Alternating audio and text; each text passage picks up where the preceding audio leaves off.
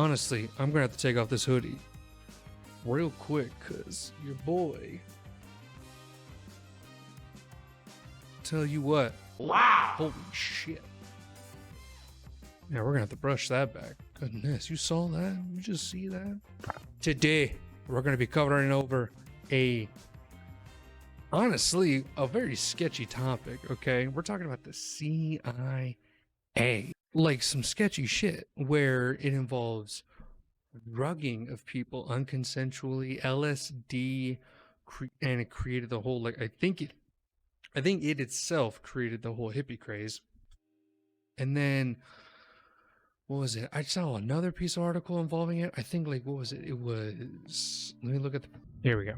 So, I don't know what happened, but, like, it had to do with something about fucking, like, prostitutes, like, where they had these sex workers try to get in these, like, try to perform, like, while they're doing the fucking grapefruit technique, they're straight up going and trying to dose these dudes with LSD.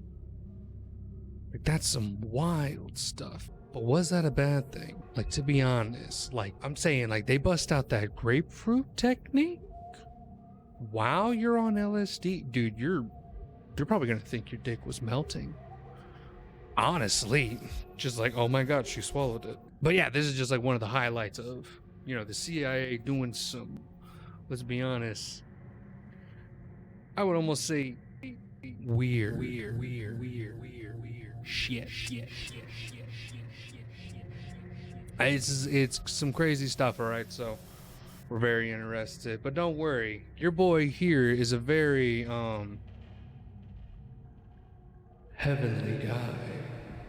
Project MK It's all good. or Mkultra is the code name given to an illegal program of experiments on human subjects that were designed and undertaken by the U.S. Central Intelligence Agency, CIA. Experiments on humans were intended to develop procedures and identify drugs such as LSD to be used in interrogations in order to weaken the individual and force confessions through brainwashing and psychological torture. The project was organized through the Office of Scientific Intelligence of the CIA and coordinated with the United States Army Biological Warfare Laboratories. Other code names for drug-related experiments were Project Bluebird and Project Artichoke. The operation was officially sanctioned in 1953. Reduced in scope in 1964 and further curtailed in 1967. It was officially halted in 1973. The program also engaged in illegal activities, including the use of U.S. and Canadian citizens as its unwitting test subjects, which led to controversy regarding its legitimacy. Mkultra used numerous methods to manipulate its subjects' mental states and brain functions. Techniques included the covert administration of Mkultra used numerous methods to manipulate its subjects' mental states and brain functions. Techniques included the covert administration of high doses of psychoactive drugs, especially LSD, and other chemicals, electroshocks, hypnosis, sensory deprivation, isolation, and verbal and sexual abuse, in addition to other forms of torture. I love how, like, what was it? And like nowadays a motherfucker will make you think, just from simply giving you a can of Coke and donuts will make you think that you murdered somebody. Like how police investigations go these days. It's fucking barbaric. Now we got that shit going on. And again, what was it?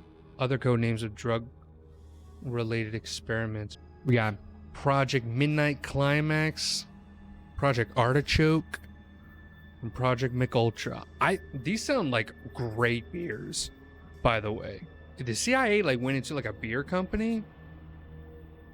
I'm just saying, like, they got solid branding names. Oh damn, that's good tea. All right. The scope of Project Mkultra was broad, with activities carried out under the guise of research at more than 80 institutions, including colleges and universities, hospitals, prisons, and pharmaceutical companies. The CIA operated using front organizations, although sometimes top officials at these institutions were aware of the CIA's involvement. Project Mkultra was first brought to public attention in 1975 by the Church Committee of the United States Congress and Gerald Ford's United States President's Commission on CIA Activities within the United States, also known as the Rockefeller Commission. Investigative efforts were hampered by CIA Director Richard Helms's order that all Mkultra files be destroyed in 1973. The Church Committee and Rockefeller Commission investigations relied on the sworn testimony of direct participants and on the relatively small number of documents that survived Helms's destruction order. In 1977, a Freedom of Information Act request uncovered a cache of 20,000 documents relating to Project MKUltra, which led to Senate hearings later that year. Some surviving information regarding MKUltra was declassified in July 2001. In December 2018, declassified documents included a letter to an unidentified doctor discussing work on 6 dogs made to run, turn and stop via remote control and brain implants. Oh shit. What? A surgery to make 6 remote controlled dogs. What, bitch? I'm sorry. What? Okay, we're kind of just hitting the basics of just fucking mind control. I mean, like, isn't that just training your dog, though? Like, sit, done.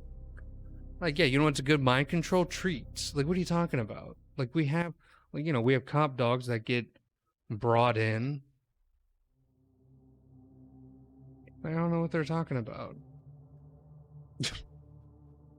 Background: origin of cryptonym. The project's CIA cryptonym is a combination of the digraph MK, indicating the sponsorship of the Technical Services Staff, TSS, and the word Ultra, which formerly designated the most secret classification of World War II intelligence. Other related cryptonyms include Project Naomi and Project Delta. Origin of project. According to author Stephen King, Other related cryptonic. Oh, okay. Yeah, no. We got that one. We got that one. Origin of project. According to author Stephen Kinzer, the CIA project was a continuation of the work begun in World War II-era Japanese facilities and Nazi concentration camps on subduing and controlling human minds. Kinzer wrote that MKUltra's use of mescaline on unwitting subjects was a practice that Nazi doctors had begun in the Dachau concentration camp. Kinzer proposes evidence of the continuation of a Nazi agenda, citing the CIA's secret recruitment of Nazi torturers and vivisectionists to continue the experimentation on thousands of subjects, and Nazis brought to Fort Detrick, Maryland, to instruct CIA officers on the lethal uses of sarin gas. My dude, straight up. Like, there... I mean, like, what was it? It goes, like, full circle, right? We were already, like setting up chambers and stuff like that for tortures for, I think it was, like, a few indigenous people or something. I believe it was that. Where... What was it? Like, it was like a food war, right? And I think it had to do with Native Americans or Latin Americans, but like the Nazis like took part of that, and they were like, "Ooh, the Americans they do like genocide real good." And then of course, like, what was it? We brought back the Nazis, and we were just like, "Yeah, hold up. Yeah, you updated our shit. Let me borrow you for a second." Fact. Aims and leadership. The project was headed by Sidney Gottlieb but began on the order of CIA Director Allen Dulles on April 13, 1953. Its aim was to develop mind-controlling drugs for use against the Soviet bloc in response to alleged Soviet, Chinese, and North Korean use of mind control techniques on U.S. prisoners of war during the Korean War. The CIA wanted to use similar methods on their own captives, and was interested in manipulating foreign leaders with such techniques, devising several schemes to drug Fidel Castro. It often conducted experiments without the subject's knowledge or consent. In some cases, academic researchers were funded through grants from CIA-front organizations but were unaware that the CIA was using their work for these purposes. I love to think that, like, and of course, like, back in those days, you had the you had the campy, cheesy-ass, like, science, what was it? Like, sciencey type stuff. And, like, the CIA was, like, looking at, like, watching, like, fucking, like, Invaders. Like Invaders Among Us, or what's some old shit like War of the Worlds, but back in the day, and they were just like, wait, we can do that. We can actually hold up. Wait a minute now. That'd be actually kind of pog. He's like, yeah, you remember like when we were doing like, you know, all those like mind control stuff and like mind control beam and stuff like that. It's like, yeah, it's like, why don't we do that for real? The project attempted to produce a perfect truth drug for interrogating suspected Soviet spies during the Cold War. and to explore other possibilities of mind control. Subproject 54 was the Navy's top-secret perfect concussion program, which was supposed to use suboral frequency blasts to erase memory. The program was never carried out. Most MKUltra records were destroyed in 1973 by order of CIA Director Richard Helms. So it has been difficult for investigators to gain a complete understanding of the more than 150 funded research subprojects sponsored by MKUltra and related CIA programs. Yo, that's wild. I wonder how far they went to it. Because, like, what was it? You had the prostitution, you had the dogs. Like, what's next? Just like, what next thing you're gonna tell me is like Coca-Cola? It's like we created this whole organization to serve soft drinks to people to make a more to make a more submissive, yeah.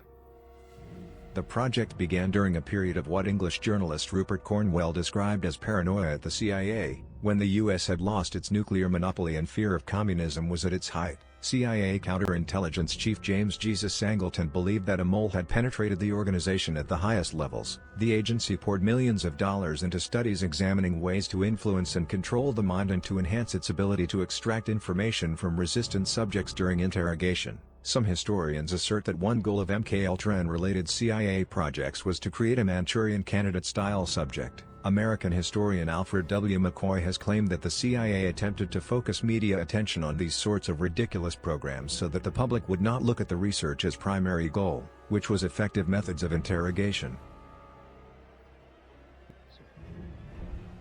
Manchurian is a novel, which is a political thriller about a son of prominent U.S. political family who was brainwashed in being an unwitting assassin for communist conspiracy. Ew, gotcha. Let's look at the scale of the project. Scale of project. One 1955 MKUltra document gives an indication of the size and range of the effort. It refers to the study of an assortment of mind-altering substances described as follows. Substances which will promote illogical thinking and impulsiveness to the point where the recipient would be discredited in public. Substances which increase the efficiency of mentation and perception. Materials which will prevent or counteract the intoxicating effect of alcohol. Materials which will promote the intoxicating effect of alcohol. Materials which will produce the signs and symptoms of recognized diseases in a reversible way so they may be used for malingering, etc. Yo, this shit sounds good. Some good Materials shit. which will render the induction of hypnosis easy or otherwise enhance its usefulness. Substances which will enhance the ability of individuals to withstand privation, torture, and coercion during interrogation and so-called brainwashing. Materials and physical methods which will produce amnesia for events preceding and during their use. Physical methods of producing shock and confusion over extended periods of time and capable of surreptitious use. Substances which produce physical disablement such as paralysis of the legs, acute anemia, etc. Substances which will produce pure euphoria with no subsequent letdown.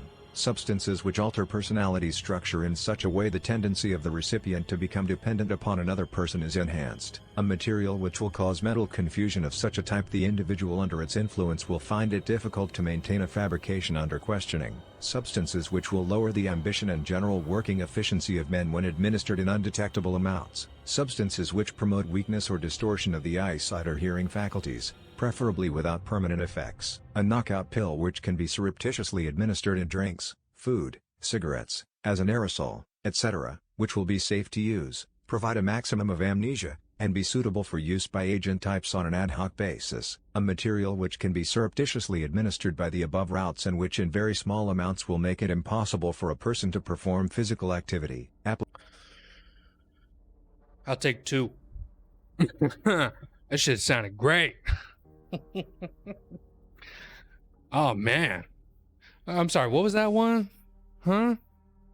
What did that one, what did the one say? Physical methods produce, no, physical disability pursues. Oh yeah, substance will produce pure euphoria without subsequent letdown.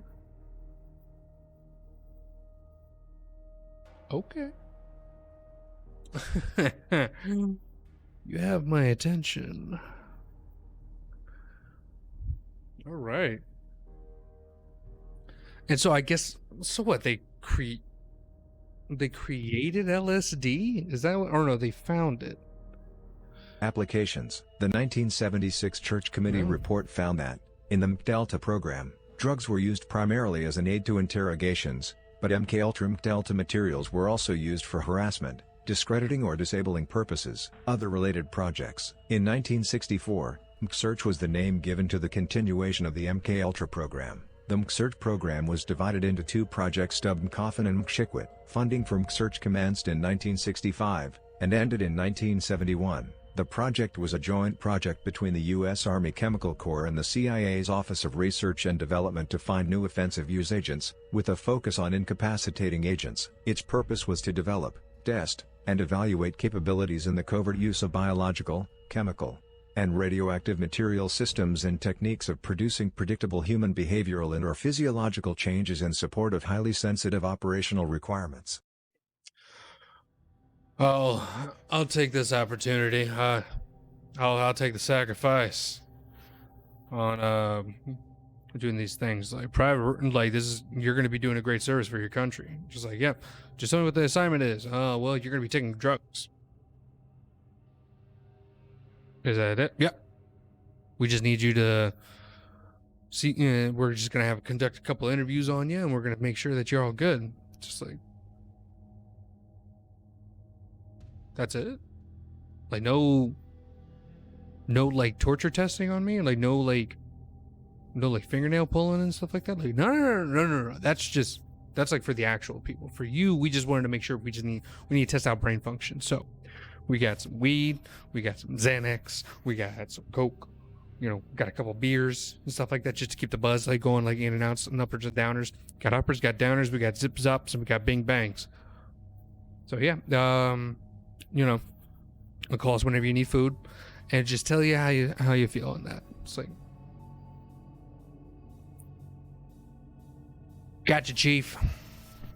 For my country.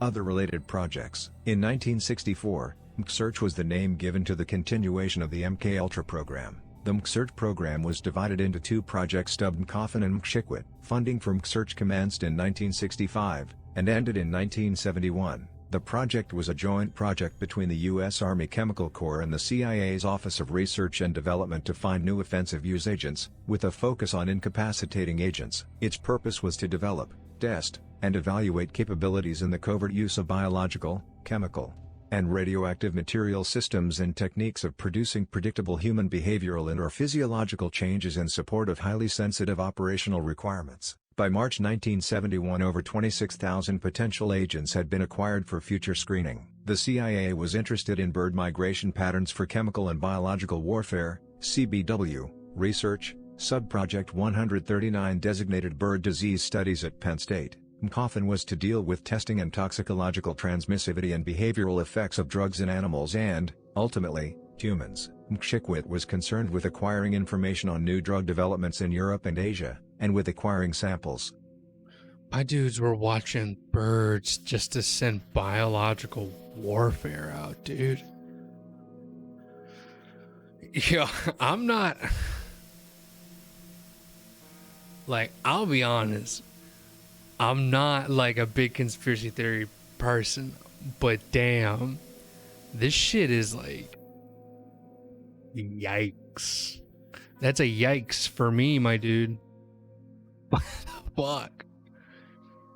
Experiments on Americans. CIA documents suggest that they investigated chemical, biological, and radiological methods of mind control as part of Mkultra. They spent an estimated $10 million or more. Roughly $87.5 million adjusted for inflation. LSD. Early CIA efforts focused on LSD-25, which later came to dominate many of Mkultra's programs. The CIA wanted to know if they could make Soviet spies defect against their will and whether the Soviets could do the same to the CIA's own operatives. Once Project Mkultra got underway in April 1953, experiments included administering LSD to mental patients, prisoners, drug addicts, and sex workers, people who could not fight back. As one agency officer put it, in one case, they administered LSD to a mental patient in Kentucky for 174 days. They also administered LSD to CIA employees, military personnel, doctors, other government agents, and members of the general public to study their reactions. LSD and other drugs were often administered without the subject's knowledge or informed consent, a violation of the Nuremberg Code. The men were dosed with LSD. They also administered LSD to CIA employees, military personnel, doctors, other government agents, and members of the general public to study their reactions. LSD and other drugs were often administered without the subject's knowledge or informed consent, a violation of the Nuremberg Code the U.S. had agreed to follow after World War II. Well, damn, so they violated just like the whole world code.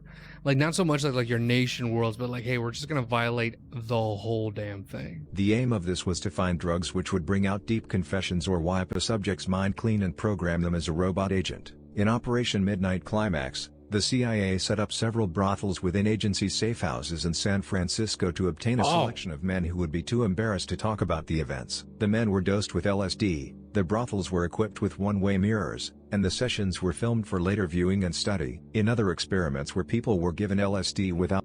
They just wanted to watch some possibly gay porn.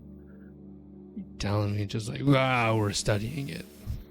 In other experiments where people were given LSD without their knowledge, they were interrogated under bright lights with doctors in the background taking notes. They told subjects they would extend their trips if they refused to reveal their secrets. The people under this interrogation were CIA employees, U.S. military personnel, and agents suspected of working for the other side in the Cold War. Long-term debilitation and several deaths resulted from this. Heroin addicts were bribed into taking LSD with offers of more heroin. At the invitation of Stanford psychology graduate student Vic Lovell, an acquaintance of Richard Alpert and Allen Ginsberg, Ken Kesey volunteered to take part in what turned out to be a CIA-financed study under the aegis of Mkultra, at the Menlo Park Veterans Hospital where he worked as a night aide. The project studied the effects of psychoactive drugs, particularly LSD, psilocybin, mescaline, cocaine, AMT and DMT on people. The Office of Security used They probably should have talked to some of the rock stars that were part of the day, or at least some of the movie stars. Geez, they probably would have gotten a lot of information on how to handle this shit. The Office of Security used LSD in interrogations, but Dr. Sidney Gottlieb, the chemist who directed Mkultra, had other ideas. He thought it could be used in covert operations. Since its effects were temporary, he believed it could be given to high-ranking officials and in this way affect the course of important meetings, speeches, etc. Since he realized there was a difference in testing the drug in a laboratory and using it in clandestine operations, he initiated a series of experiments where LSD was given to people in normal settings without warning. At first, everyone in technical services tried it. A typical experiment involved two people in a room where they observed each other for hours and took notes. As the experimentation progressed, a point arrived where outsiders were drugged with no explanation whatsoever and surprise acid trips became something of an occupational hazard among CIA operatives. Adverse reactions often occurred, such as an operative who received the drug in his morning coffee, became psychotic and ran across Washington, seeing a monster in every car passing him. We like to do a little bit of trolling here at CIA. Turns out the CIA was just a fraternity. That's what it was. We're... What was it? Is it Kappa Iota Alpha? Want to make sure that you're set up and ready to go. You're just sitting there, just tripping. You're just sitting there tripping balls, just sitting there.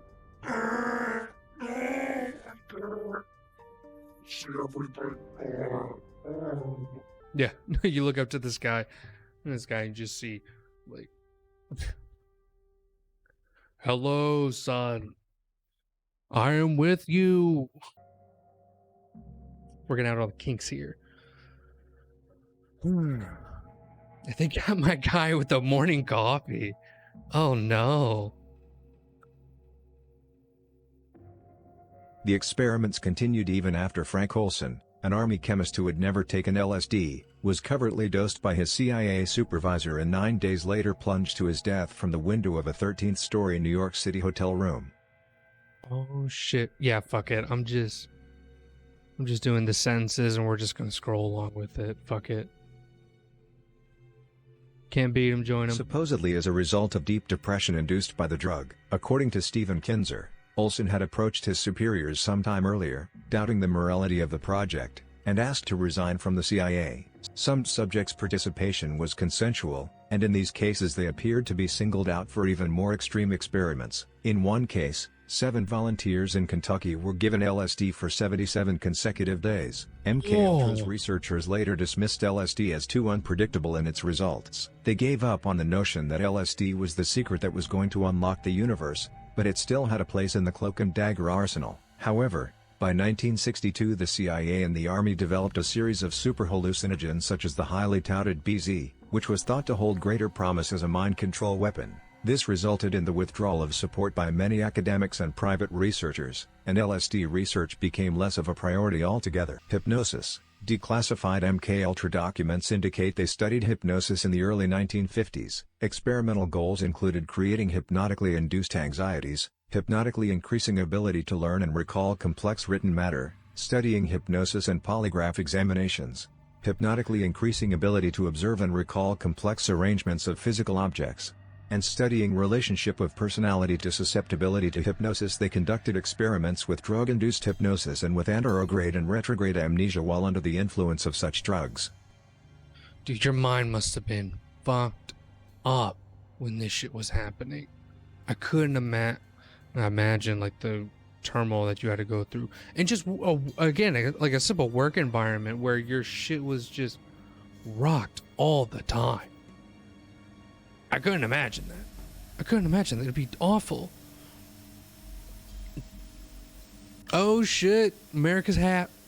They're fucking with the Canadians now. Experiments on Canadians. The CIA exported experiments to Canada when they recruited British psychiatrist Donald Ewan Cameron, creator of the psychic driving concept, which the CIA found interesting. Cameron had been hoping to correct schizophrenia by erasing existing memories and reprogramming the psyche. He commuted from Albany, New York to Montreal every week to work at the Allen Memorial Institute of McGill University, and was paid $69,000 from 1957 to 1964, $579,480 US in 2021. Adjusted for inflation, to carry out MKUltra experiments there. The Montreal experiments. These research funds were sent to Cameron by a CIA front organization, the Society for the Investigation of Human Ecology, and as shown in internal CIA documents, Cameron did not know the money came from the CIA. Yeah, but he was still ready to start. Oh, wait, so oh wow, so he had no idea. Man, my innocent nah, he knew. Look at this guy. It's a nice suit. Look at that pattern. Why Canadians are like that. You're right, Golden. Absolutely. In addition to LSD, Cameron also experimented with various paralytic drugs as well as electroconvulsive therapy at 30 to 40 times the normal power. His driving experiments consisted of putting subjects into drug-induced comas for weeks at a time, up to 3 months in one case, while playing tape loops of noise or simple repetitive statements. His experiments were often carried out on patients who entered the institute for common problems such as anxiety disorders and postpartum depression, many of whom suffered permanent effects from his actions. His treatments resulted in victims' urinary incontinence, amnesia, forgetting how to talk, forgetting their parents and thinking their interrogators were their parents. I mean, like, in like the most awful, weirdest way, it kind of worked. He got through to them. No, that's awful. That's awful. During this era, Cameron became known worldwide as the first chairman of the World Psychiatric Association as well as president of both the American Psychiatric Association and the Canadian Psychiatric Association. Cameron was also a member of the Nuremberg Medical Tribunal in 1946, 1947. Motivation and assessment. Motivation assessment. They just want people to do drugs, getting freaking mind controlled, man. It's the shit. It's just gonna be all over us, man. That's what's gonna be happening.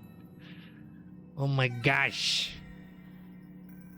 Well, okay. Motivation and assessments. His work was inspired and paralleled by the British psychiatrist William Sargant at St. Thomas Hospital, London, and Belmont Hospital, Sutton, who was also involved in the Secret Intelligence Service and who experimented on his patients without their consent, causing similar long-term damage. In the 1980s, several of Cameron's former patients sued the CIA for damages, which the Canadian news program The Fifth Estate documented. Their experiences and lawsuit was made into a 1998 television miniseries called The Sleep Room.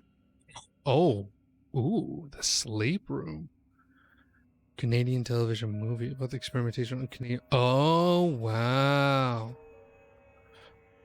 I think there's a Netflix movie covering MK Ultra, if I'm correct.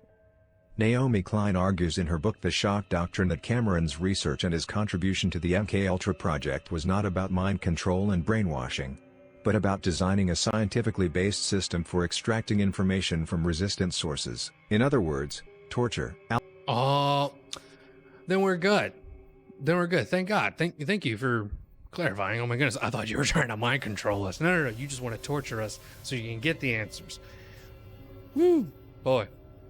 Thank goodness. I thought you were going to brainwash me. Alfred W. McCoy writes, stripped of its bizarre excesses, Dr. Cameron's experiments, building upon Donald O. Hebb's earlier breakthrough, laid the scientific foundation for the CIA's two-stage psychological torture method, referring to first creating a state of disorientation in the subject, and then creating a situation of self-inflicted discomfort in which the disoriented subject can alleviate pain by capitulating. Oh my gosh. That's just awful.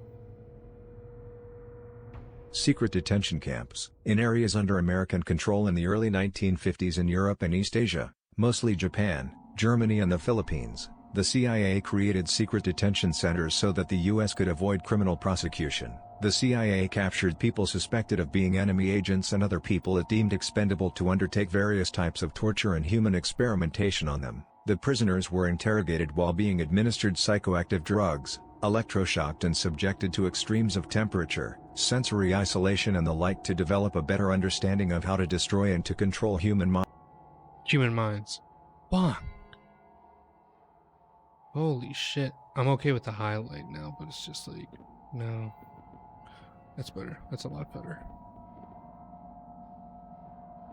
Control minds. And of course they were just doing this. Just doing a little Exactly. I mean, like, you know, we like to do a little bit of trolling around here. Here in Kappa Iota Alpha.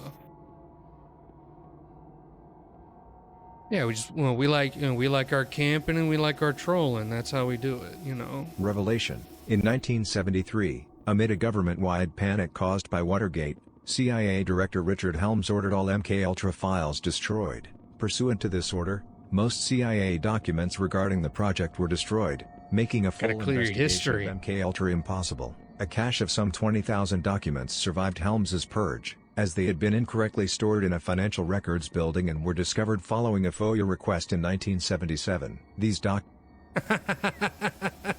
My dude went to the wrong building. Oh man. It's like, where'd you send it? I'm like, where'd you send it off to? I sent it. Just like, no, I took it to that building. This building, that's the mall. I just left it there. Oh no. These documents were fully investigated during the Senate hearings of 1977. In December 1974, the New York Times alleged that the CIA had conducted illegal domestic activities, including experiments on U.S. citizens, during the 1960s. That report prompted investigations by the United States Congress, in the form of the Church Committee, and by a commission known as the Rockefeller Commission that looked into the illegal domestic activities of the CIA, the FBI and intelligence-related agencies of the military. How sketchy was the FBI and intelligence-related? That's why. Because I think the Rockefeller Commission, United States Commission of the CIA activities within the United States was set up under the President Gerald Ford to investigate activities of the Central Agency and other intelligence agency. Like that. I love that. Like, that's the thing. Like, why do we still have this organization when we need to build committees to watch after them? I love that. I absolutely love that. In the summer of 1975, Congressional Church Committee reports and the Presidential Rockefeller Commission report revealed to the public for the first time that the CIA and the Department of Defense had conducted experiments on both unwitting and cognizant human subjects as part of an extensive program to find out how to influence and control human behavior through the use of psychoactive drugs such as LSD. And then just Pikachu face, just, huh? What? And mescaline, another chemical, biological. They also Okay. revealed that at least one subject, Frank Olson, had died after administration of LSD. Much of what the Church Committee and the Rockefeller Commission learned about MKUltra was contained in a report, prepared by the Inspector General's office in 1963, that had survived the destruction of records ordered in 1973. However, it contained little detail. Sidney Gottlieb, who had retired from the CIA 2 years previously and had headed MKUltra, was interviewed by the committee but claimed to have very little recollection of the activities of MKUltra. What is this MK Ultra? What do you mean? MK Ultra? Is that a techno band? I don't understand what you mean. What could this here MK Ultra? Is that one of them rap groups? The Congressional Committee investigating the CIA research, chaired by Senator Frank Church, concluded that prior consent was obviously not obtained from any of the subjects. The committee noted that the experiments sponsored by these researchers call into question the decision by the agencies not to fix guidelines for experiment. I like that. Just like, man, do you remember being drugged with LSD? I was what? Following the recommendations of the Church I thought I was Committee, just having terrible President Gerald nightmares. Ford in 1976 issued the first executive order on intelligence activities which, among other things, prohibited experimentation with drugs on human subjects, except with the informed consent, in writing and witnessed by a disinterested party, of each such human subject and in accordance with the guidelines issued by the National Commission. Subsequent orders by Presidents Carter and Reagan expanded the directive to apply to any human experimentation. In 1977, during a hearing held by the Senate Select Committee on Intelligence, to look further into MKUltra, Admiral Stansfield Turner, then Director of Central Intelligence, revealed that the CIA had found a set of records, consisting of about 20,000 pages, that had survived the 1973 destruction orders because they had been incorrectly stored at a records center not usually used for such documents. These files dealt with the financing of MKUltra projects and contained few project details, but much more was learned from them than from the Inspector General's 1963 report. On the Senate floor in 1977, Senator Ted Kennedy said, "The deputy director of the CIA revealed that over 30 universities and institutions were involved in an extensive testing and experimentation program which included covert drug tests on unwitting citizens at all social levels, high and low, Native Americans and foreign. Several of these tests involved the administration of LSD to unwitting subjects in social situations." Damn. I wonder how they did. I wonder if they did like the classic, just like, hey, what's up, kids? What is down? What is up? How are y'all doing in this area? Would you like to get high? My homie? Would you like to? Yeah? G?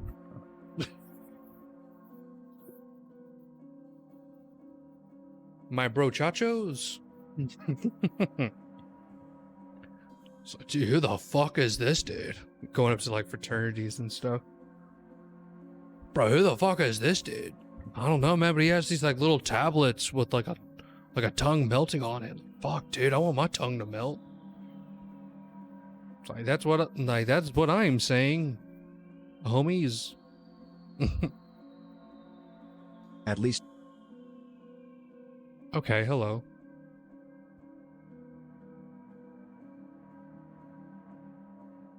At least one death, the result of the alleged defenestration of Dr. Frank Olson, was attributed to Olson's being subjected, without his knowledge, to such experimentation 9 days before his death. The CIA itself subsequently acknowledged that these tests had little scientific rationale. The agents conducting the monitoring were not qualified scientific observers. What you got for me?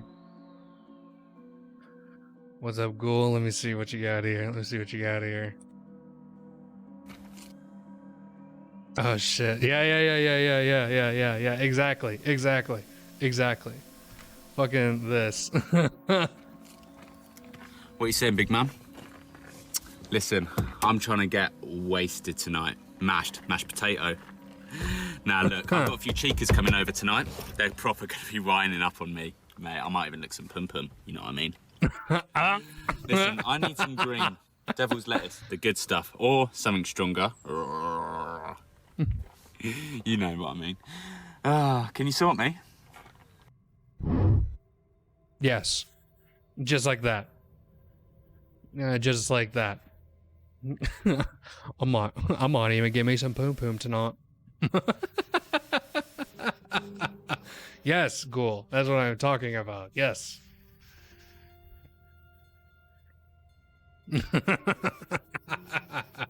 That's great. Talk about that gravy. In Canada, the issue took much longer to surface, becoming widely known in 1984 on a CBC News show, The Fifth. Fist to say, yeah, of course, because people thought Canadians were just nice as hell. Oh, that's there.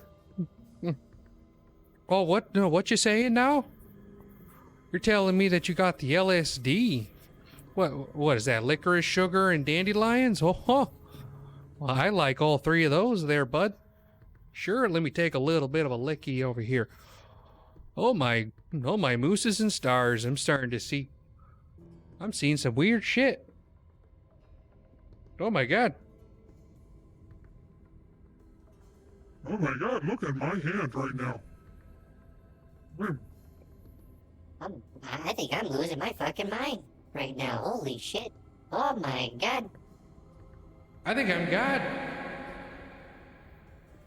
Oh, jeepers. Oh, that's what I'm talking about. God damn. Holy shit, I was seeing 10 mooses over there. Holy shit. It was learned that not only had the CIA funded Dr. Cameron's efforts, but also that the Canadian government was fully aware of this, and had later provided another $500,000 in funding to continue the experiments. No, we like what you're doing over here. Bob's having a good time. All right, he's seeing mooses. He thought he was God last week. All right, we thought he was okay. Yeah, to be honest, we thought he was good. I thought, hey.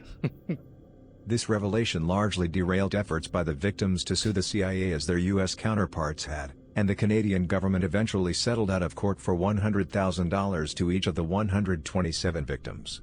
And look at that, you made a quick buck. There you go. 100 schmackaroos to the palm right there. A little bit of a hush-hush. Mun's there.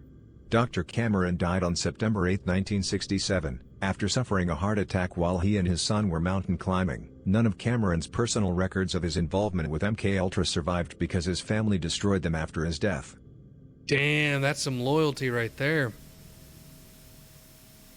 Nah, I'm not gonna let Pop's little LSD experiment go kaput.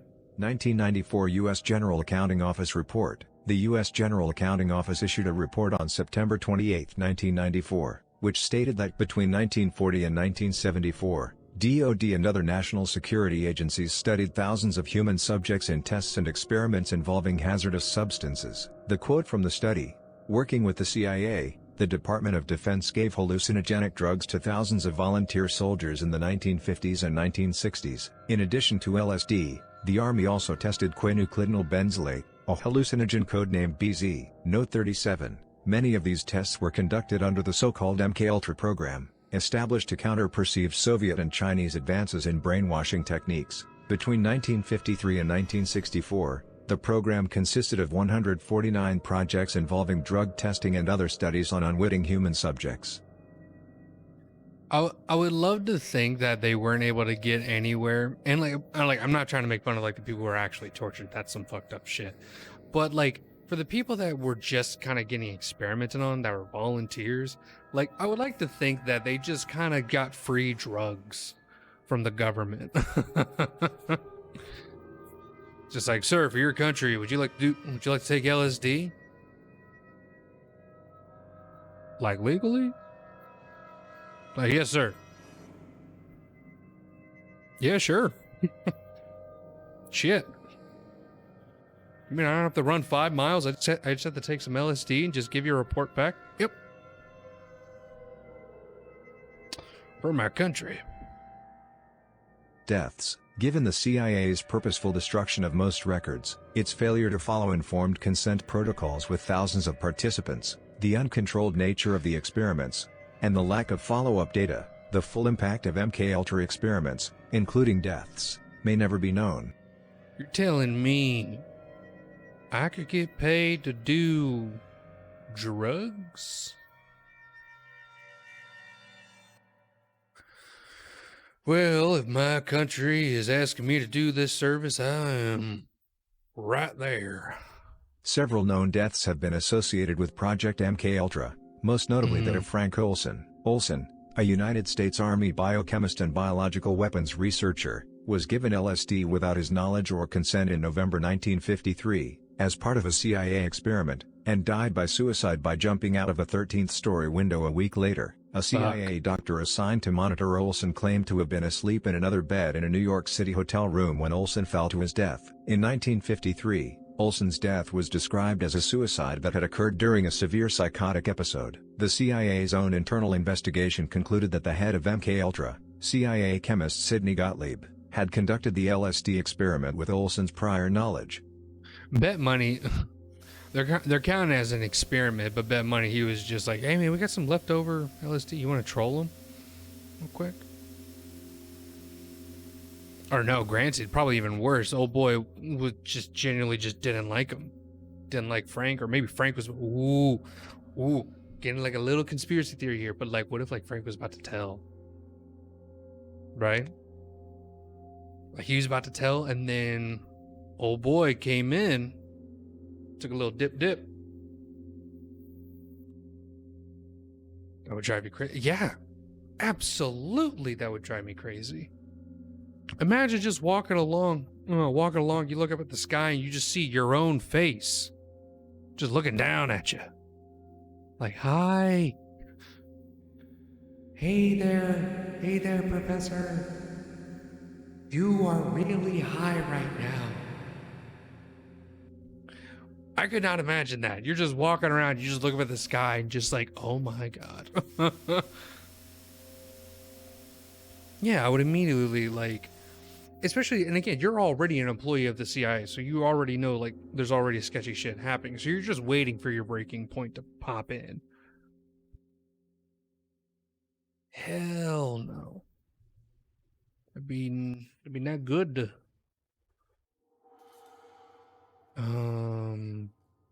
Had to conduct an experiment on Olson prior knowledge. Although neither Olson nor the other men taking part in the experiment were informed as to the exact nature of the drug until some 20 minutes after its ingestion, the report further suggested that Gottlieb was nonetheless due a reprimand, as he had failed to take into account Olson's already diagnosed suicidal tendencies, which might have been exacerbated by the LSD. The Olson family disputes the official version of events. They maintain that Frank Olson was murdered because, especially in the aftermath of his LSD experience, he had become a security risk who might divulge state secrets associated with highly classified CIA programs, about many of which he had direct personal knowledge. Yo fucking called it! A few days before his death, Frank Olson quit his position as acting chief of the Special Operations Division at Detrick, Maryland, later Fort Detrick, because of a severe moral crisis concerning the nature of his biological weapons research. Among Olson's concerns were the development of assassination materials used by the CIA, the CIA's use of biological warfare materials in covert operations, experimentation with biological weapons in populated areas, collaboration with former scientists under Operation Paperclip, LSD mind control research, and the use of psychoactive drugs during terminal interrogations under a program codenamed Project Artichoke. Later forensic evidence conflicted with the official version of events. When Olson's body was exhumed in 1994, cranial injuries indicated that Olson had been knocked unconscious before he exited the window. The medical examiner termed Olson's death a homicide. In 1975, Olson's family received a $750,000 settlement from the U.S. government and formal apologies from President Gerald Ford and CIA Director William Colby.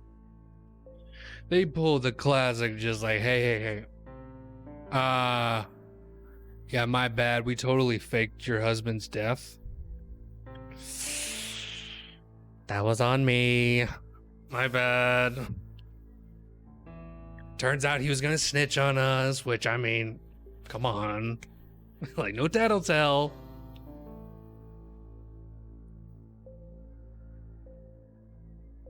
You just get slipped a fat check and just told to shut up about your husband's fake death. Though their apologies were limited to informed consent issues concerning Olson's ingestion of LSD, on November 28, 2012, the Olson family filed suit against the U.S. federal government for the wrongful death of Frank Olson. The case was dismissed in July 2013, due in part to the 1976 settlement between the family and government. In the decision dismissing the suit, U.S. District Judge James Boasberg wrote, "While the court must limit its analysis to the four corners of the complaint, the skeptical reader may wish to know that the public record supports many of the allegations in the family's suit, far-fetched as they may sound." A 2010 book by H.P. Albarelli Jr. alleged that the 1951 Pont Saint-Esprit mass poisoning was part of Delta, that Olson was involved in that event, and that he was eventually murdered by the CIA. However, academic sources attribute the incident to ergot poisoning through a local bakery. Legal issues. Oh, wow. Like, I know, like, you know, like we come to find this a lot, especially with a lot of these horror-based articles that we've been doing this past month. But man, it's some movie shit, I swear. Legal issues involving informed consent. The revelations about the CIA and the Army prompted a number of subjects or their survivors to file lawsuits against the federal government for conducting experiments without informed consent. Although the government aggressively, and sometimes successfully, sought to avoid legal liability, several plaintiffs did receive compensation through court order, out-of-court settlement, or acts of Congress. Frank Olson's family received $750,000 by a special act of Congress, and both President Ford and CIA Director William Colby met with Olson's family to apologize publicly. Hey, Gold, you have a good one, all right? Thanks for coming by and hanging out, all right? You have fun out there, and you go out there and learn something. Like, this shit... I wonder if they try to hide it, like try to like get people with MK Ultra, where it's just like, I wonder if like, like what if it was just like some mesothelioma? Remember those commercials? Like, I wonder if they had to go out there and like really pull some commercials out there. Like, were you affected by MK Ultra? You may be entitled for a wonderful settlement from your government truly. Please call this number and meet us at this empty parking lot at 3 o'clock in the morning. Please. So, oh my god. They're going to kill this man. In 1987, the Supreme Court affirmed this defense in a 5-4 decision that dismissed Stanley's case, United States v. Stanley. The majority argued that a test for liability that depends on the extent to which particular suits would call into question military discipline and decision-making would itself require judicial inquiry into, and hence intrusion upon, military matters. In dissent, Justice William Brennan argued that the need to preserve military discipline should not protect the government from liability and punishment for serious violations of constitutional rights. Yeah. The medical trials at Fucking Nuremberg what? in 1947 deeply impressed upon the world that experimentation with unknowing human subjects is morally and legally unacceptable. The United States Military Tribunal established the Nuremberg Code as a standard against which to judge German scientists who experimented with human subjects.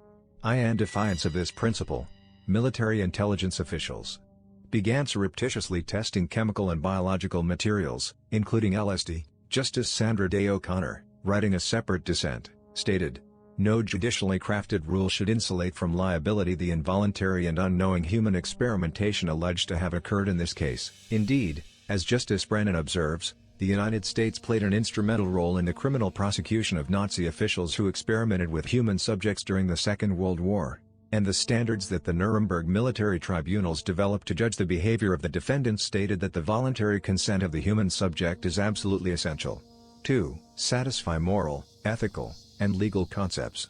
If this principle is violated, the very least that society can do is to see that the victims are compensated, as best they can be, By the perpetrator? What?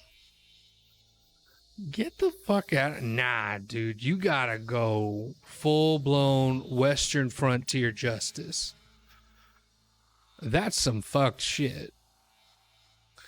They came out with just settlements on that shit. You're like, you're telling me that like I gotta be okay with that? Fuck you.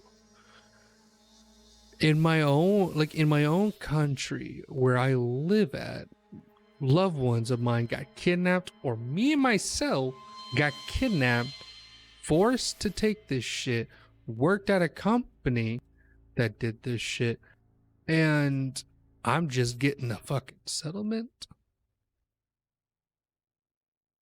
Nah, that's a big no. I don't like that. Nah, that shit should have been broken down like that day. You kidding me? Fucking what? In another lawsuit, Wayne Ritchie, a former United States Marshal, after hearing about the project's existence in 1990, alleged the CIA laced his food or drink with LSD at a 1957 Christmas party, which resulted in his attempting to commit a robbery at a bar and his subsequent arrest, while the government admitted it was, at that time, drugging people without their consent. Okay, hold up, my guy. At that point, my dude's just like, yeah, no. They drugged me too. They drugged me as well, especially after the Christmas party and stuff like that. Dude, no, you know what's the drug? 4 Long Island iced teas in 2 minutes. Okay, that wasn't LSD.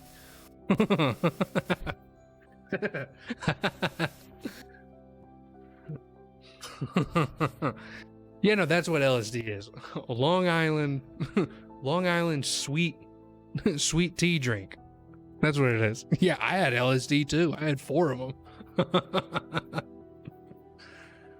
That's what happened back in 56. Like, okay, Wayne. While the government admitted it was, at that time, drugging people without their consent, U.S. District Judge Marilyn Hall Patel found Ritchie could not prove he was one of the victims of MKUltra or that LSD caused his robbery attempt, and dismissed the case in 2005. So we got Harold. He was a dude. Donald, Canadian guy. The guy who, the chemist behind it all. What was it? American pharmacologist and director and research of NIM Addiction Research Center, Public Health. He did extensive research on physical various drugs on humans. Oh, I guess maybe there's more. Participants: Martin Theodore Orn, the professor of psychiatry and psychological at the University of Pennsylvania. A hippodadopoday-doo. All right. Well then, okay, let's see what's up.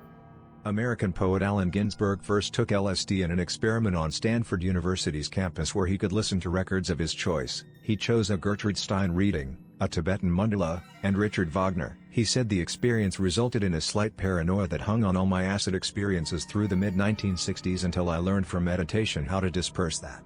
He became an outspoken advocate for psychedelics in the 1960s and, after hearing suspicions that the experiment was CIA-funded, wrote, "Am I, Allen Ginsberg, the product of one of the CIA's lamentable, ill-advised, or triumphantly successful experiments in mind control?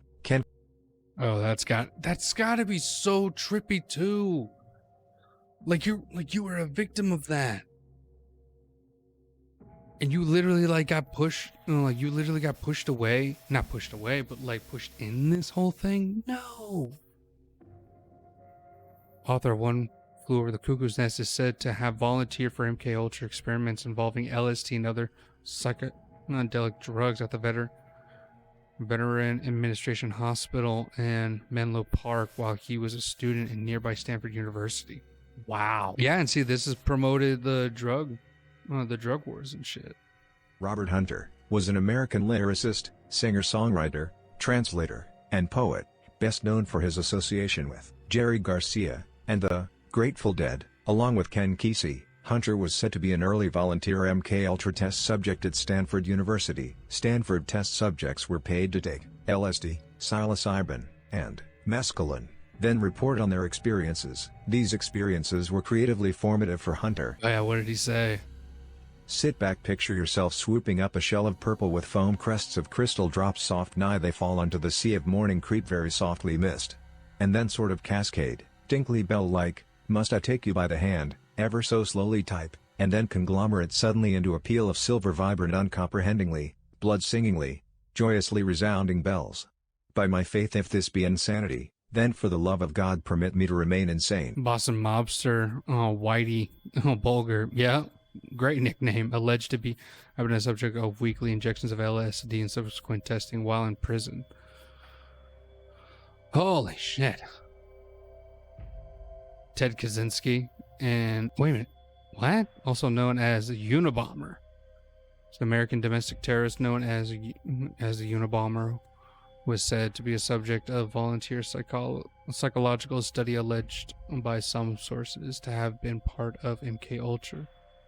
As a sophomore at Harvard, Kaczynski participated in a study described by author Alston Chase as a purposely brutalizing psychological experiment led by Harvard psychologist Henry Moore. Dude, fuck going to college in general. If this is the shit that happens there in major colleges, don't go.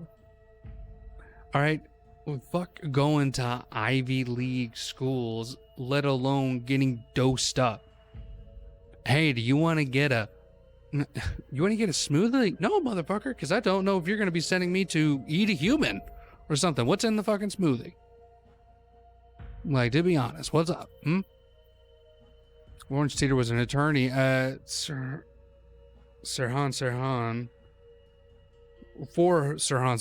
who was convicted of murdering Robert F. Kennedy, and he believed that Sirhan was an operator under MK Ultra mind control techniques. Jesus Christ. Maybe he was successful. Maybe it was successful. Maybe it did its job. We got the Sleep Room, Bones, Spaceman Crater. Mentions Frank Olson was unwitting participant. 6-part Wormwood, yeah. Oh, I gotta watch that. Series based on the life of the scientist Frank Olson and his involvement in Project MK Ultra. Yeah, I'm totally watching this docudrama miniseries.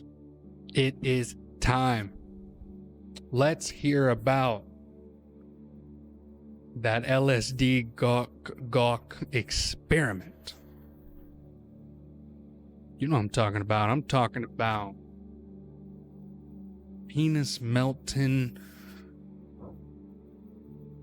If you're a lady looking for someone part of the night, maybe vagina melting, boobs dribbling, face disappearing, God sex like shit, maybe some gay sex, who knows. LSD is one hell of a drug, and this is one of the many other experiments, the sub experiments that happened during MK Ultra. Operation Midnight.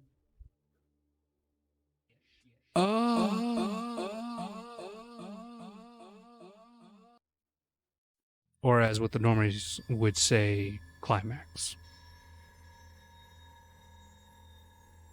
Matthew, please help us. Operation Midnight Climax. From Wikipedia, the free encyclopedia, Operation Midnight Climax was an operation carried out by the CIA as a sub-project of Project MKUltra, the mind control research program that began in the 1950s. It was initially established in 1954 by Sidney Gottlieb and placed under the direction of the Federal Narcotics Bureau in Boston, Massachusetts, with the officer George Hunter White under the pseudonym of Morgan Hall. Hundreds of federal agents, field operatives, and scientists worked on these programs before they were shut down in the 1960s. History. Wow. The project that started in 1954 consisted of a web of CIA-run safe houses in San Francisco and Mill Valley, California, as well as New York City. It was established in order to study the effects of LSD on unconsenting individuals. Prostitutes on the CIA payroll were instructed to lure clients back to the safe houses. where they were surreptitiously plied with a wide range of substances, including LSD, and monitored behind one-way glass. The prostitutes were instructed in the use of post-coital questioning to investigate whether the victims could be convinced to involuntarily reveal secrets. The victims were sometimes fed subliminal messages in attempts to induce them to involuntary actions,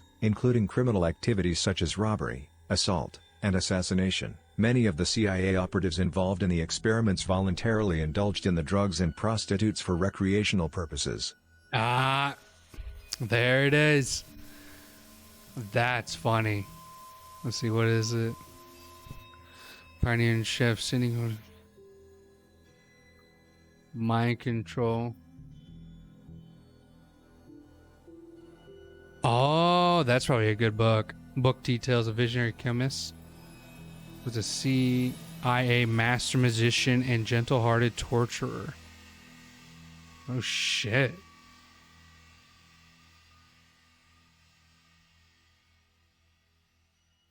That's funny though. Damn. Like that. That sounds pretty cool.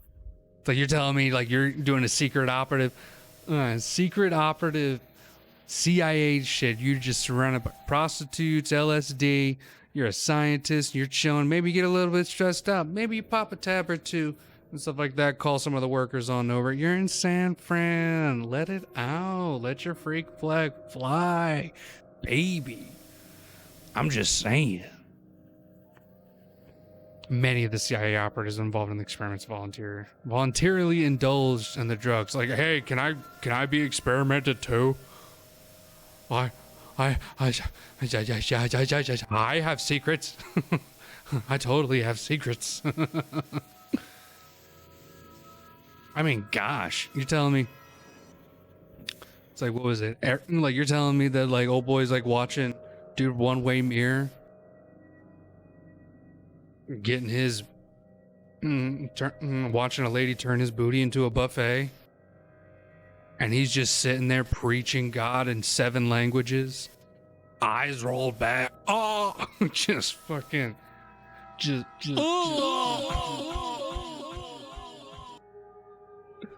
oh shit. Yeah, you know one of those operatives are gonna be like, damn, I kind of want to take LSD. Just take LSD and have some sex.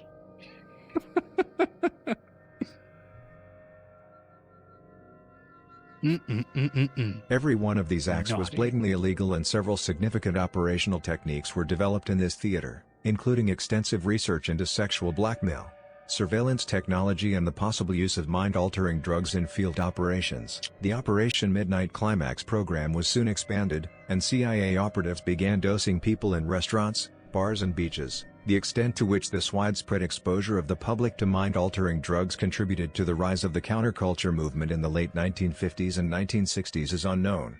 Although Ken Kesey has attributed... Yeah, they created a counterculture because what was it? Because Bob's going to his neighborhood diner every once in a while and then fucking eats an apple pie and just sees God. So I'll tell you, babe. Just like I went to the diner, had my apple pie and coffee, and there's no way I do, and then I walked out and my feet were pancakes and I wanted to become a banana and eat myself.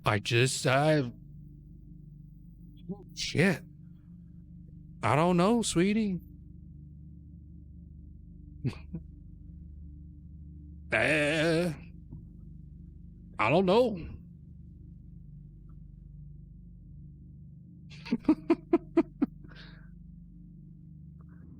Random bars. Just imagine. You have no idea. You have no idea. And then next thing you know, you see the walls start to bleed. Although Ken Kesey has attributed his role in the genesis of the influential San Francisco Bay Area psychedelic social scene that developed in the 1960s to his participation in Project MKUltra LSD experiments at the Menlo Park, California Virginia Hospital. The safe houses were dramatically scaled back in 1963, following a report by CIA Inspector General John Ehrman which strongly recommended closing the facility. The San Francisco safe houses were closed in 1965, and the New York City safe house soon followed in 1966. Sir, we're gonna have to cut this down. We're gonna have to close down the safe houses. Like, why? It's like, yeah. Basically, our operatives are now swingers. Okay, they're just banging it out and just going to town. They're not even like, sir, no, I'm telling you, like, we're figuring out so much stuff together. Oh, we're feeling it. I swear. Just give us like 2 more sheets of LSD. I just gotta feel it. I swear. Oh, sir, have you ever felt God in your ass? Let me tell you. It feels amazing. Yeah, we're gonna have to close down the facility. Can't imagine. In 1974, the journalist Seymour Hersh exposed the CIA's illegal spying on U.S. citizens and how the CIA had conducted non-consensual drug experiments. His report started the lengthy process of bringing long-suppressed details about MKUltra to light. Project MKUltra came to light in the spring of 1977 during a wide-ranging survey of the CIA's Technical Services Division. John K. Vance, a member of the CIA Inspector General's staff, discovered that the agency was running a research project that included administering LSD and other drugs to unwilling human subjects. The operation inspired Neil Bell's 1981 play Operation Midnight Climax. Motherfucker did not make a... Oh, wow, my dude really went out there. My dude set up a play and everything. Hot damn.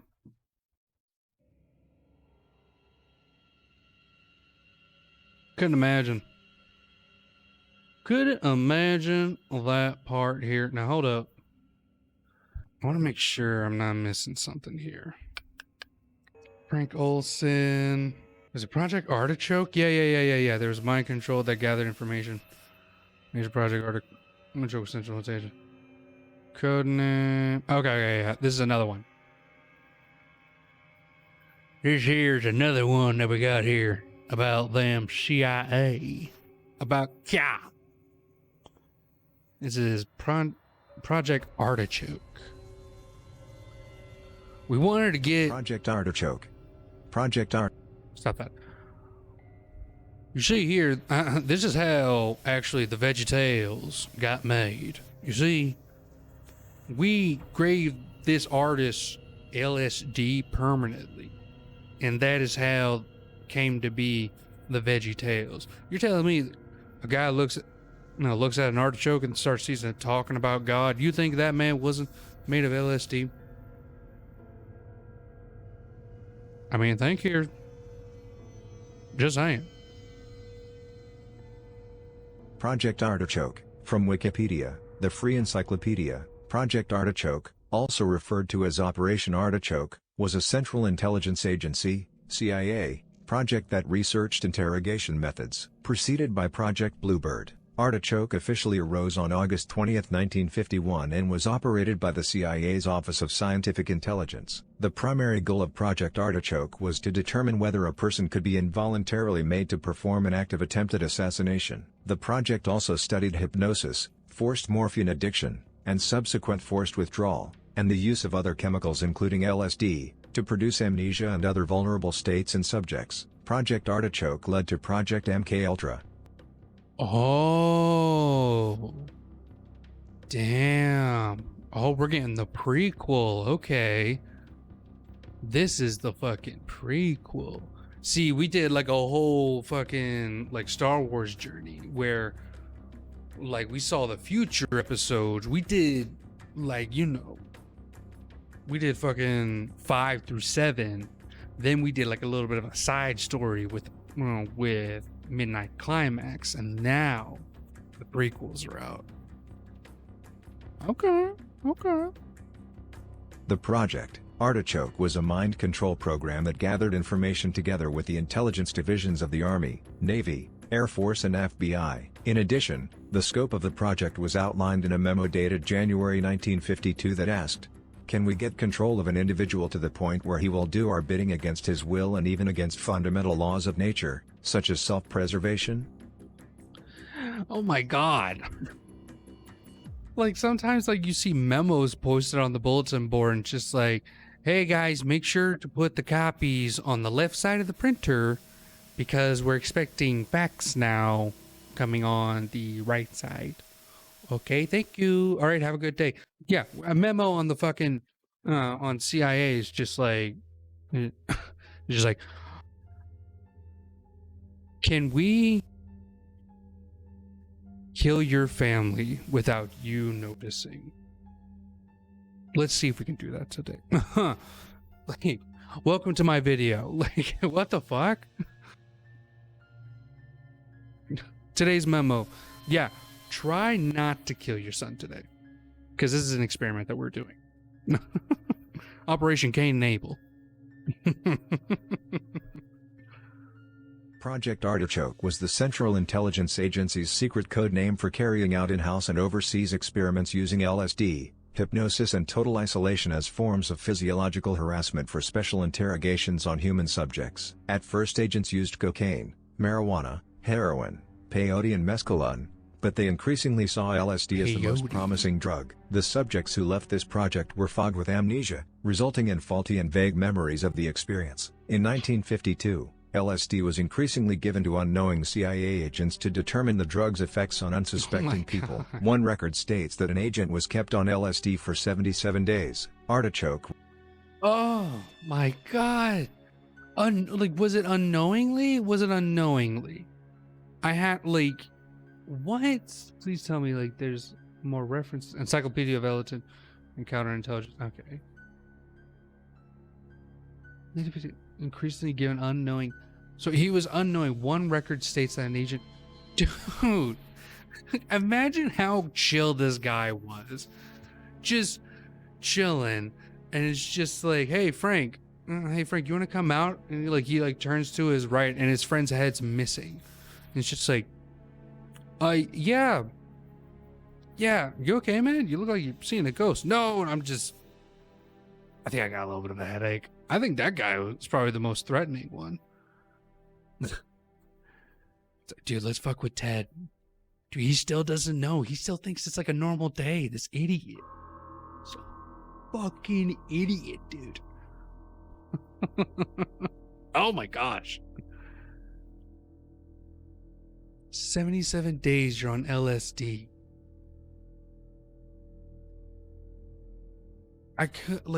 Oh my gosh. Artichoke researched the potential of dengue fever and other diseases. A declassified Artichoke memo read, "Not all viruses have to be lethal. The objective includes those that act as short-term and long-term incapacitating agents." The CIA disputed which department would take over the operation. Finally, it was decided that an agent from the CIA research staff, former U.S. Army Brigadier General Paul F. Gaynor, would oversee it. The CIA sought to establish control over what it perceived as the weaker and less intelligent segments of society, or for potential agents, defectors, refugees, POWs and others. A CIA report states that if hypnosis succeeded, assassins could be created to assassinate a prominent, redacted, politician or, if necessary, an American official. The overseas operations took place in locations throughout Europe, Japan, Southeast Asia and the Philippines. Teams were assembled to manage these operations and they were told to conduct at the overseas bases operational experiments utilizing aliens as subjects. Oh my gosh. Wow. Beginning of the fall of 1947 focused on identification and testing of drugs and interpretation of recruitment of agents. Research included laboratory experiments, both animal and human subjects. I mean, of course. Holy shit. Oh, damn. Hot diggity damn. All right, let's see what else I have for today. What's it? I got a quick Reddit here post.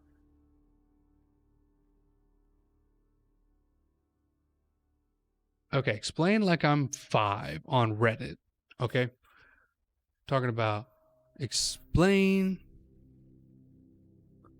tips at Professor. Hello, Jake out of cake. How we doing, my good sir? Long time no see. Hope you're doing well. We are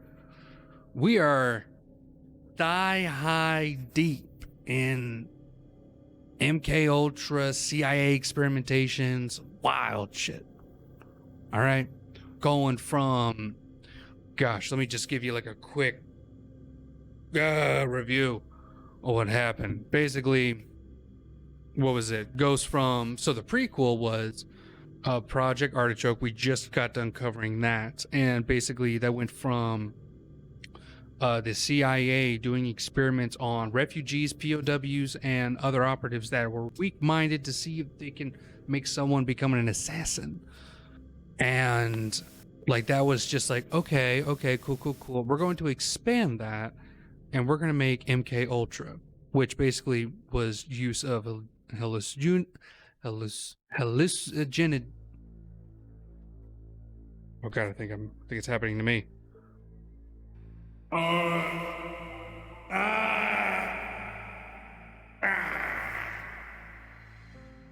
think I'm good. I think I'm fine.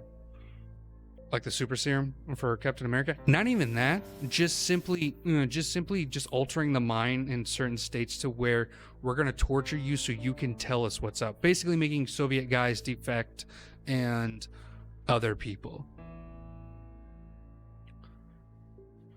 Yeah. I don't even know what that is. But so like on MK Ultra, they were just like, okay, POWs and stuff like that, we're fine. Now let's release it out to the public. And literally within their own work environment, they straight up were drugging their own employees. Literally, one of them was just like, oh yeah, we've been drugging this guy for 77 days. I didn't even know there's a Netflix documentary. I think it's called Wormwood. I'm about to go watch it later tonight. Wormwood, like a mini documentary based on the guy who was about to defect from the CIA, about to release some crazy shit, but then the head chemist was literally about to drug this dude down. Like it's not just coffee.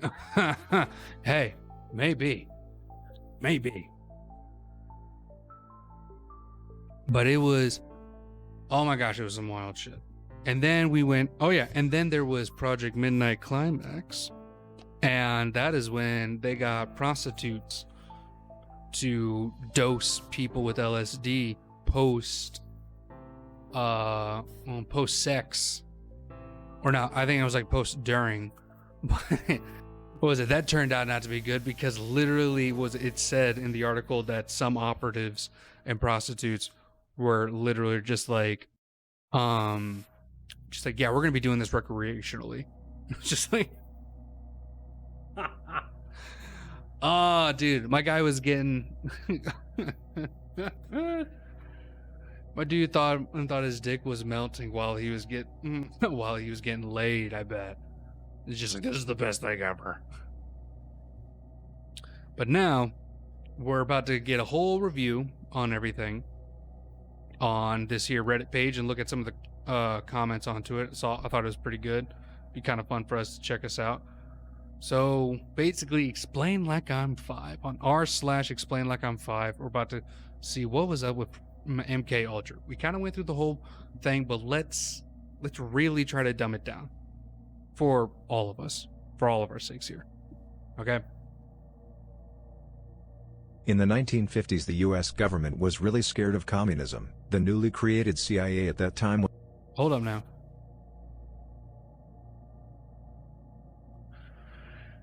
I worked in a pharma R&D lab where they were actually putting nitroglycerin into condoms. See, so my excuse that it was cold is valid.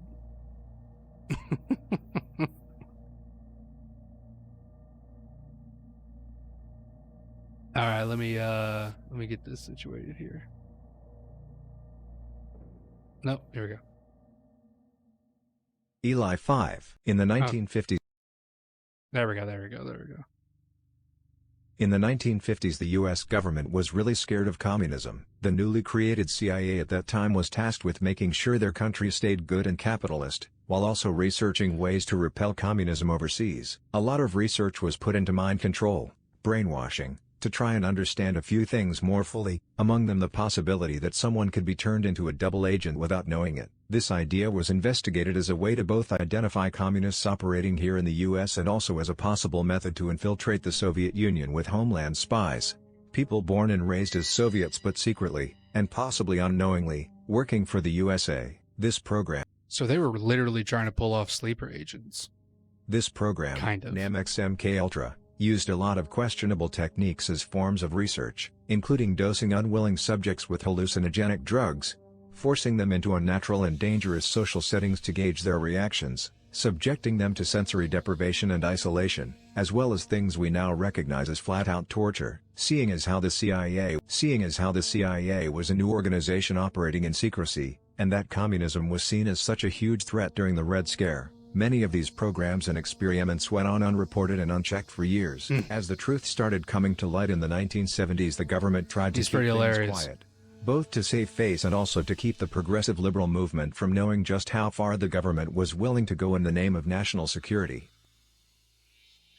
You see, that's how much we love our Americans. We're willing to drug them and torture them to save them from themselves. CIA. We do what's necessary.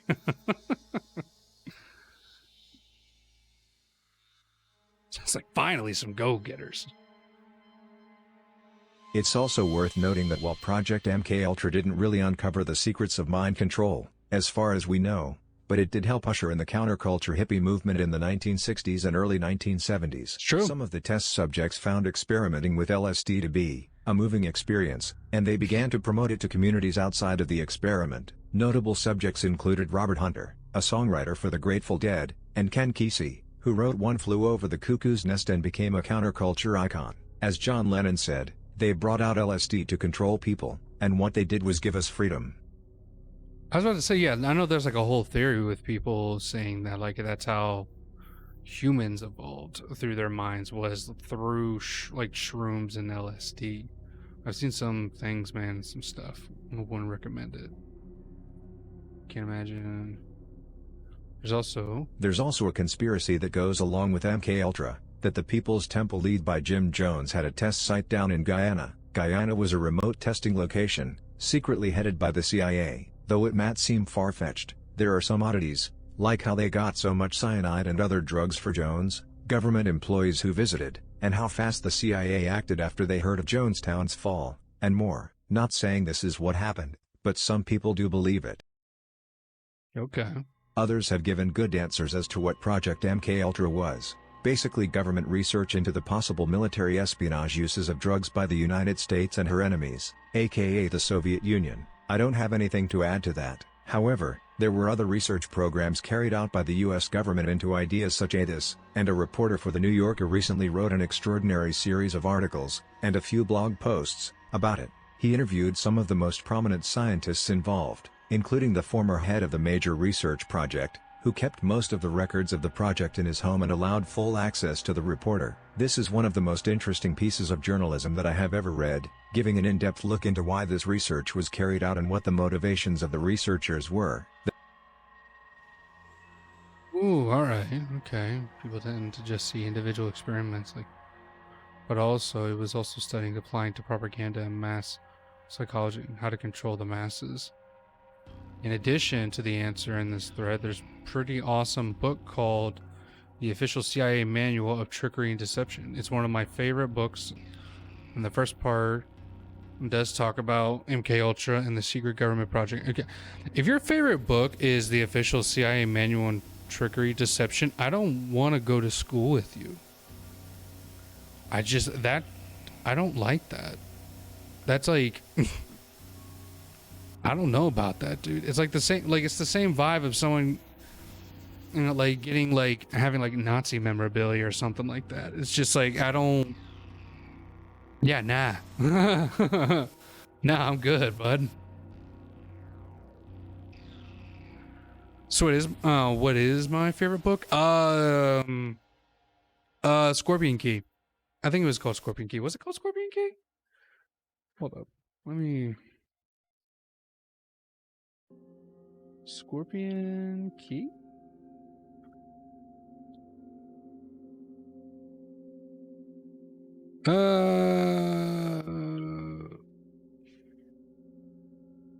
Book. Yep. Yep. Oh, the house. Wait a minute. The House of the Scorpion? Really? That's what it was? Oh, wow. Totally missed that one. But yeah. The House of the Scorpion. Yeah. Here. Read this. The House of the Scorpion, 2002, is a science... Step it.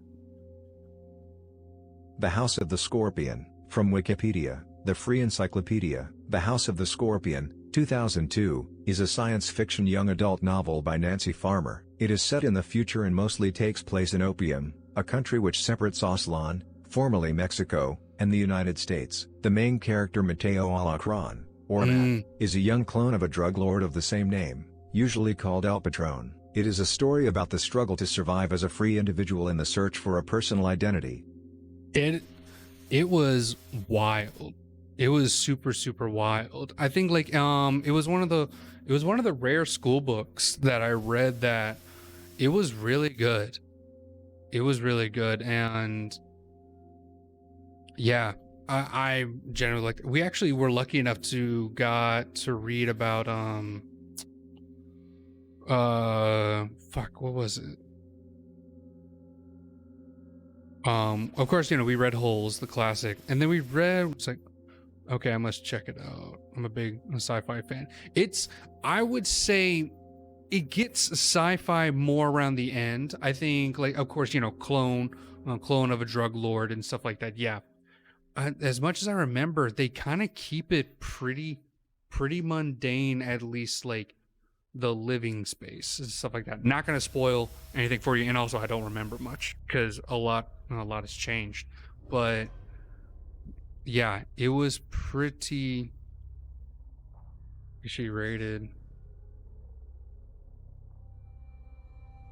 related to Philip Jose Farmer? I don't know. Actually, let's.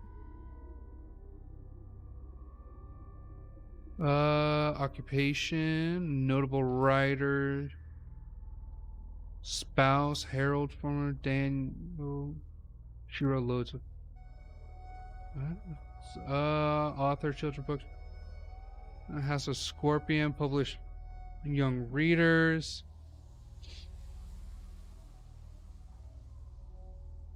Nah, I think it just might have been a coincidence, maybe.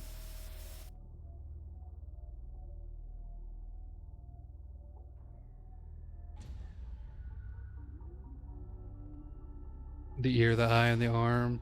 A girl named Disaster, the House of Scorpion. I'm gonna have to check out these books too, because I remember really liking it, and I want to get back into reading and stuff like that.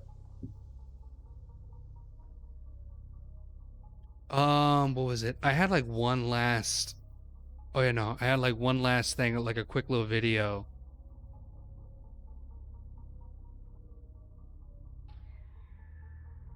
Yeah. This is a weird one. This is a weird one. So I guess, okay, victim testimony. This may be, because it's funny you should say, the River World series is one of my favorite sci-fi books of all time. Well, hot damn. Yeah, I want to get back into reading some good books, to be honest.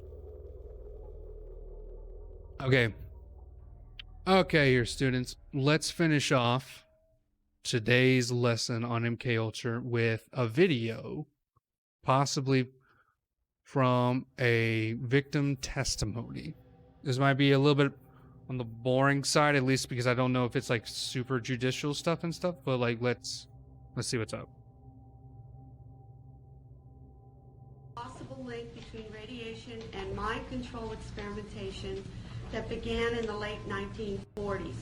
The main reason that mind control research is being mentioned. Oh, you're good, Jake Atticake. Because No, people are that's all alleging that good. they were exposed as children to mind control, radiation, drugs, and chemical experimentation, which were administered by the same doctors who are known to have been involved in Y'all can hear that, right? conducting both radiation and mind control research. Written documentation has been provided revealing the names of people and the names of research projects in statements from people across the country. It is also important to understand that mind control techniques and follow-ups into adulthood may have been used to intimidate these particular research subjects into not talking about their victimization in government research. As a therapist for the past 22 years, I have specialized in treating victims and perpetrators of trauma and their families. When word got out that I was appearing at this hearing, nearly 40 therapists across the country, and I had about a week and a half to prepare, Human radiation contacted me to experimentation. talk about clients who had reported being subjects in radiation and mind control experiments.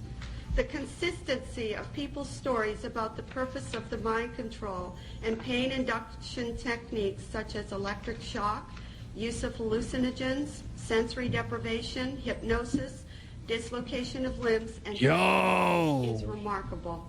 There is almost nothing published on this aspect of mind control used with children, and these clients come from all over the country having had no contact with each other. What was startling was that therapists reported many of these clients were also physically ill with autoimmune problems, thyroid problems, multiple sclerosis, and other muscle and connective tissue diseases, as well as mysterious ailments for which a diagnosis cannot be found. While somatization disorder is commonly found in these clients, many of the clients who've been involved in the human experimentation with the government have multiple medically documented physical ailments. And I was really shocked today to hear one of the speakers talk about the cysts and the teeth breaking off, because I have a client that that's happening to. Many people are afraid to tell their doctors their histories as mind control subjects for fear of being considered to be crazy. Yeah. Like, what was it? Do you smoke marijuana? No. It's just like, do you take any other drugs and stuff like that? Oh, doc, that's a whole can of worms there. Sure. Just like, would you take LSD? You should stop taking it. No, you don't understand. I was part of a government experiment back in the day, and they tested me when I was a kid a bunch, and yeah, that's kind of how I got all that. Just like, he's just looking at his chart. Just like, okay, sure. We're gonna just say that you have anxiety, okay? Hot damn. These clients have named some of the same people, particularly a Dr. Green, who was associated with clients' reports of childhood induction of pain, mind control techniques, and childhood sexual abuse. One of my clients who had seen him with a name tag identified him as Dr. L. Wilson Green. A person with this same name was the scientific director of the chemical and radiological laboratories at the Army Chemical Center, and that he was engaged in doing research for the Army and other intelligence agencies. Other names that have come to light are Dr. Sidney Gottlieb and Dr. Martin Orn, who it is reported were also involved in radiation research. Information Act filings by or deny. I kind of want to hear the These people were talking. used handling. I urge you to recommend an investigation into these matters. Although there Okay, here we go.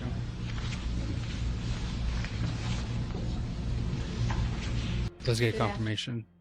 files be opened on the mind control experiments as they related to children. Thank you. And good afternoon. I believe this is one of the victims. I believe. I'm Christy Nicola, born July of 1962, rendering me 32 years of age. That is a jawline. Damn. Woo. I'm just saying, if that's a symptom of LSD, I'm just saying. I was a subject in radiation as well as mind control and drug experiments performed by a man I knew as Dr. Green. My parents were divorced around 1966, and Donald Richard Ebner, my natural Could be a father, cyst. was involved with Dr. Green in the experiments. What is a cyst? Because I'm not.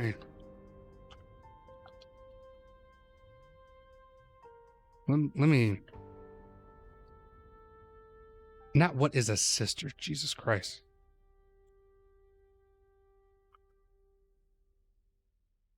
It's a lump under your skin. Oh. Oh, man, I hope it's not that.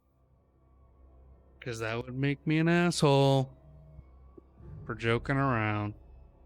I was a subject from 1966 to 1976. Dr. Green performed radiation experiments on me in 1970, focusing on my neck, throat, and chest. 1972, focusing on my chest and my uterus in 1975. Each time I became dizzy, nauseous, and threw up. All these experiments were performed on me in conjunction with mind control techniques and drugs in Tucson, Arizona. Dr. Green was using me mostly as a mind control subject from 1966 to 1973. His objective was to gain control of my mind and train me to be a spy assassin. The first significant memory took place at Kansas City University in 1966.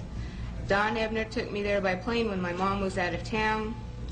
I was in what looked like a laboratory, and there seemed to be other children. I was strapped down, naked, spread eagle, on a table, on my back. Dr. Green had electrodes on my body, including my head. He used what looked like an overhead projector and repeatedly said he was burning different images into my brain while a red light flashed aimed at my forehead. In between each sequence, he used electric shock on my body and told me to go deeper and deeper, while repeating each image would go deeper into my brain, and I would do whatever he told me to do. My dude was just like, oh my God, stop. Jesus. She looks way too interested into this. I felt drugged because he had given me a shot before he started the procedure. When it was over, he gave me another shot. The next thing I remember, I was with my grandparents again in Tucson, Arizona. I was 4 years old. Why does she look like she's holding back a laugh? What the fuck? You can see from this experiment that Dr. Green used trauma, drugs, post-hypnotic suggestion, and more trauma in an effort to gain total control of my mind. He used me in radiation experiments both Look at her ear again. Wait, what? Again in Tucson, Arizona. No, that's her fucking earring. Hold up. Calm down. Calm down. That freaked me out there too. As like he was zooming in, I thought it like went out too. Stop. Oh, the one before? Okay. Hold up. Oh shit. Oh shit. We got him, boys. That lady is an alien elf. She knows what it is. She's part of the experiment. Good eye there, Jake. Look at that. All right, duly noted. Elves are part of the CIA. Boom. You've heard it here, folks. You heard it here first.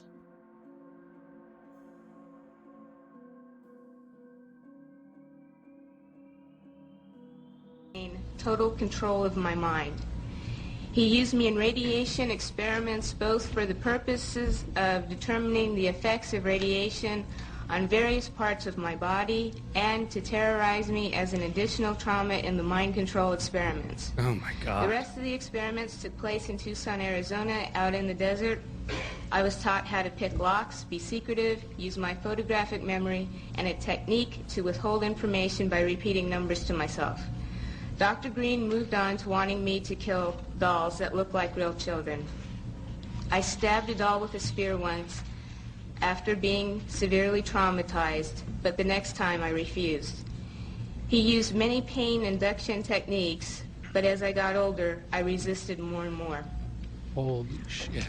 He often tied me down in a cage, which was near his office. Between 1972 and 1976, he and his assistants were sometimes careless and left the cage unlocked. Whenever physically possible, I snuck into his office and found files with reports and memos addressed to CIA and military personnel. Included in these files were project, subproject, subject, and experiment names with some code numbers for radiation and mind control experiments, which I have submitted in your written documentation.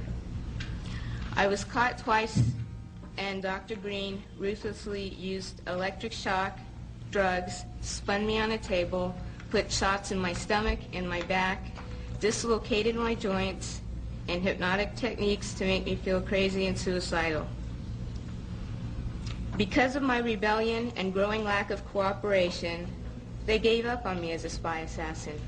Consequently, the last 2 years, 1974 to 1976, Dr. Green used various mind control techniques to reverse the spy assassin messages to self-destruct and death messages. His purpose? He wanted me dead, and I struggled to stay alive all of my adult life. I believe it is by the grace of God that I am still alive. These horrible experiments have profoundly affected my life. I developed multiple personality disorder because Dr. Green's goal was to split my mind into as many parts as possible so he could control me totally. He failed, but I've had to endure years of constant physical, mental, and emotional pain, even to this day. I've been in therapy consistently for 12 years, and it wasn't until I found my current therapist 2.5 years ago, who had knowledge of the mind control experiments, that I've finally been able to make real progress and begin to heal. In closing, I ask that you keep in mind that the memories I've described are but a glimpse of the countless others that took place over the 10 years between 1966 and 1976. That they weren't just radiation, but mind control and drug experiments as well. I have included more detailed information of what I remember in your written documentation. Please help us by recommending an investigation and making the information available so that therapists and other mental health professionals can help more people like myself. I know I can get better. I am getting better. And I know others can too, with the proper help. Please help us in an effort to prevent these heinous acts from continuing in the future. Thank you very much. Oh shit. That kind of gave it a little bit of a dose of reality on that one. Woo! Damn. I hope you all have a wonderful day. I will see you next Monday, where we're going to be taking a drastic turn. This is our last day for the most disturbing Wikipedia articles. I hope you all had fun. I hope you all loved the previous episodes. Sorry I wasn't able to upload the previous episode. I might have to do it in a cut version because, yeah, they didn't like me covering that documentary. So I'm going to have to probably cut it down and then send it on out. But I hope you all still like it. Hope you still love it. Go ahead and check out all the videos that are on there and small trailers. Follow me on Twitter, Instagram, same as Professor Void. I even got a little TikTok going, showing some highlights and stuff like that. Love y'all. I'll see you Monday. Later.